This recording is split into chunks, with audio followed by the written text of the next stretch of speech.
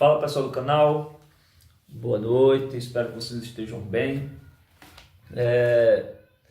Estamos aqui para gravar mais um vídeo para o nosso canal Vida com Cristo. E no vídeo de hoje a gente vai falar sobre Bíblia, espiritualidade e sobre o tema do canal que é Vida com Cristo. Dê seu like, se inscreva no canal para poder acompanhar os próximos vídeos subsequentes, né? E o tema de hoje, vamos falar mais uma vez sobre uma doutrina erroneamente elaborada pelos testemunhas de Jeová. Essas pessoas que batem no domingo aí pela manhã, de porta em porta, né? E são pessoas simpáticas, pessoas educadas, mas aqui eu não venho falar de pessoas, logicamente aqui eu venho falar sobre as ideias, sobre doutrinas, o meu ponto de vista sobre suas doutrinas, né? Eu não tenho nada contra as pessoas, entendeu? Para deixar isso aqui muito bem claro. Pois todos nós somos filhos de Deus e todos aqueles que confessar Jesus como Senhor e Salvador será salvo, né? Bom, outra doutrina erroneamente elaborada pelos TJs é uma data de 1914. O que aconteceu nessa data de 1914 segundo os TJs? Bom, tudo isso eles tiram aqui de Daniel 4,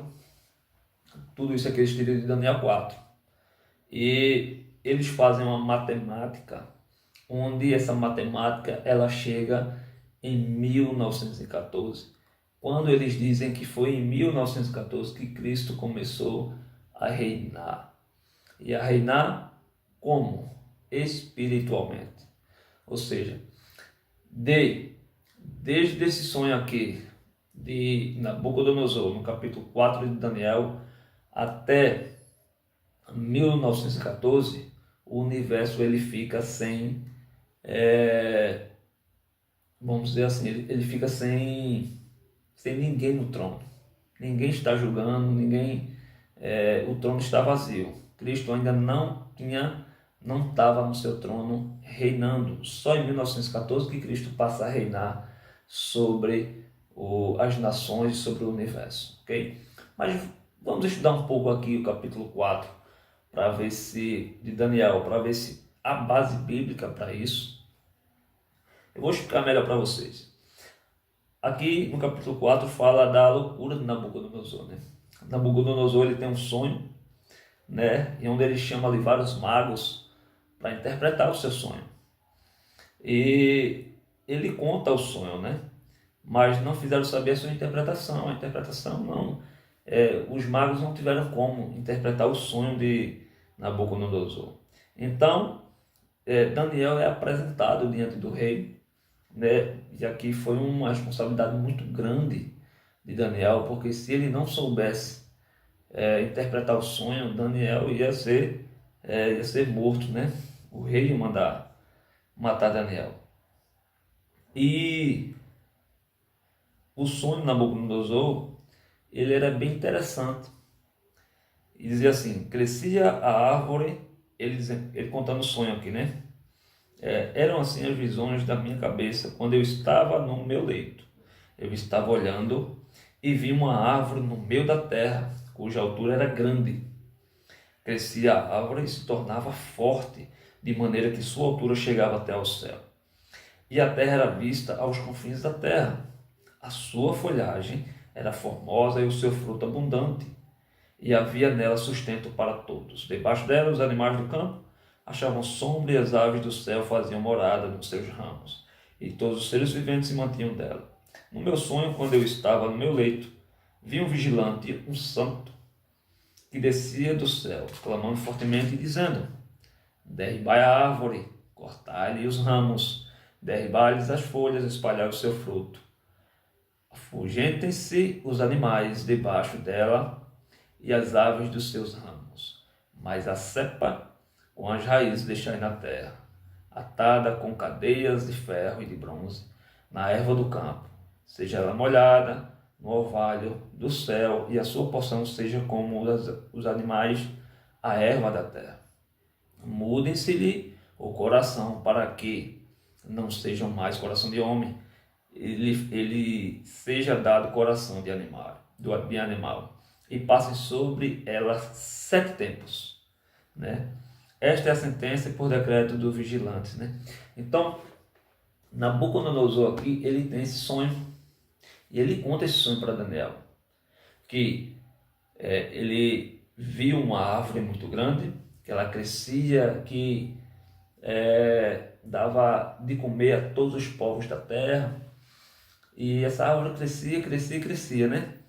Mas ele vê aqui um santo, um vigilante aqui, que vem e diz assim, ó, você está muito cheio de orgulho, esse não é o caminho. Então há uma sentença. Isso é Nabucodonosor sonhando. Diz assim que a árvore ela vai ser derrubada, né? Mas as suas raízes ficará com a cepa ali, ficará as raízes. Mas o seu coração tem que ser mudado, né? O seu coração tem que ser mudado, e a sua a sua a resposta que o vigilante dá é que a sua porção, a porção que ia ficar, o que ia restar para Nabucodonosor, era apenas que ele vivesse com os animais e comesse da erva do campo. Isso é durante 7 tempos. Então é nesse período aqui de tempo aqui que as testemunhas de Jeová se apegam a esses 7 tempos, e eles colocam aqui esses 7 tempos como tempos proféticos. E na interpretação da profecia, um dia equivale a um ano, que se chama princípio de ano. E eles fazem desses 7 tempos aqui, eles fazem assim, ó, 360 dias tem um ano. Então, se é 360 dias que tem um ano, tem que ser 360 anos. E eles colocam esses 360 anos literais e fazem a multiplicação por 7 tempos. Então, 7 vezes 360. E o princípio dessa profecia que eles colocam, que o capítulo 4 não diz nada de onde sairá, de onde começará essa profecia. Vou abrir só um parênteses aqui para vocês verem, por exemplo, a profecia de Daniel 7, a profecia das 70 semanas de Daniel e dos 2.300 dias, ou anos, né? Quando a gente coloca o princípio de ano. Por exemplo, aqui no capítulo 9, 24, diz assim, 70, aqui, ó, 70 semanas estão determinadas sobre o teu povo, sobre a tua santa cidade, para fazer cessar a transgressão, para dar fim aos pecados, para expiar a iniquidade, para dar a justiça eterna, para selar a visão e a profecia, e para ungir o Santo dos Santos. Sabe e entende, desde a saída da ordem, para restaurar e edificar Jerusalém, até o ungido o príncipe 7 semanas e 62 anos, e por aí vai. Ou seja, aqui no capítulo 9, a gente vê claramente que há um indicativo de início de uma profecia. Já aqui no capítulo 4, não há nenhum indicativo de início para a profecia de 1914. Outro ponto importante aqui, vale lembrar, é que esses 7 tempos, a maioria dos eruditos, elas entendem esses 7 tempos aqui como 7 anos literais, e o contexto mostra isso, que são 7 anos literais e não 7 anos, não 7 tempos proféticos. Ou seja, há um malabarismo muito grande para chegar em 1914, entendeu? Então, no capítulo 4 aqui, que é um capítulo histórico e não é um capítulo profético, porque entende uma coisa, não é porque o livro tem um gênero literário apocalíptico, ou realmente ele é apocalíptico, ou que fala de escatologia, que ele é todo escatológico, ou é que todo apocalíptico. Há pode ter variações de mesclas, né? Tem mesclas nos seus livros. Ou seja, Mateus, a narrativa de Mateus, ela é histórica. Mas quando chega ali no capítulo 4, no capítulo 24 e 25, a gente vê que há uma profecia. Há uma profecia. Se chama o capítulo de Mateus apocalíptico, porque fala do fim do mundo, fala da volta de Jesus, fala da grande tribulação. Então, e ali é interessante porque é uma dupla aplicação, né? É uma dupla aplicação de Mateus, que ela tanto se cumpre no ano 70 como no fim dos tempos, onde Cristo virá novamente. Então, por que o contexto das Escrituras que mostra claramente que Daniel capítulo 4 não é profético e sim histórico. E esses 7 tempos aqui a gente não pode fazer essa multiplicação por 360 até chegar a 1914. Por quê? Porque mostra claramente que todo o capítulo se cumpre em Nabucodonosor. Vamos ver o contexto? Então Daniel conta, ele com esse tal. Versículo 19. Então Daniel, cujo nome era Beltesazar, esteve atônito por algum tempo. Quando Daniel olhou o resultado do reinado de Nabucodonosor, Daniel ficou meio adultado, né? Senhor meu, o sonho seja contra... Vou iniciar o versículo 19. Então Daniel, cujo nome era Beltesazar, esteve atônito por algum tempo, e os seus pensamentos o turbavam. Então ele falou ao rei e disse: Beltesazar, não te perturbes o sonho nem a sua interpretação. Respondeu Beltesazar, Daniel, e disse: Senhor meu, o sonho seja contra os que de ti têm ódio, e sua interpretação para os teus inimigos. Né? Essa é a chave hermenêutica do texto aqui. Ó. A árvore que viste, que cresceu e se tornou forte, cuja altura chegou até o céu, e que foi visto por toda a terra, cuja folhagem era formosa e seu fruto abundante, e que para todos havia sustento, debaixo dos quais os animais do campo achavam sombra, e cujos ramos as aves do céu faziam morada. Daniel repete aqui tudo que o Nabucodonosor falou, né? E no verso 22 vem a resposta: És tu, ó rei, que cresceste e vieste a ser forte. A tua grandeza cresceu até chegar ao céu, e o teu domínio até a extremidade da terra. A Babilônia era muito grande. A Babilônia ela dominou toda aquela região ali do Oriente Médio. A Babilônia era gigantesca. E ele cresceu e cresceu e cresceu, e a Babilônia se tornou muito grande, e o seu domínio também, até as extremidades da terra. Quanto ao que viu o rei, um vigilante, um santo que descia do céu, que dizia: cortai a árvore e destruía, mas a cepa com as raízes deixai na terra atada com cadeias de ferro e de bronze, e na terra do campo seja ela molhada do orvalho, e a sua porção seja com os animais do campo, até que passem sobre ela 7 tempos. Esta é a interpretação, ó rei, e este é o decreto do Altíssimo que virá contra ti, meu Senhor. Serás expulso dentre os homens, e a sua morada será com os animais do campo, e dar-te-ão a comer ervas como os bois, e serás molhado do orvalho do céu, e passar-se-ão 7 tempos por cima de ti. Entenderam? Então, os 7 tempos aqui não tem nada a ver com 1914. Os 7 tempos aqui tem a ver com Nabucodonosor. Então, há um malabarismo muito grande para chegar em 1914. E essa interpretação do Testemunho de Jeová ela é erradíssima. Ela é muito errada porque ela não condiz com o texto bíblico. O texto bíblico mostra claramente: e passar-se-ão 7 tempos por cima de ti. Daniel falando para Nabucodonosor. Não há abrangência de tempo aqui, não pode ter essa abrangência de tempo para chegar em 1914, ou usar aqui o princípio de ano, porque os 7 tempos aqui são 7 anos literais, né?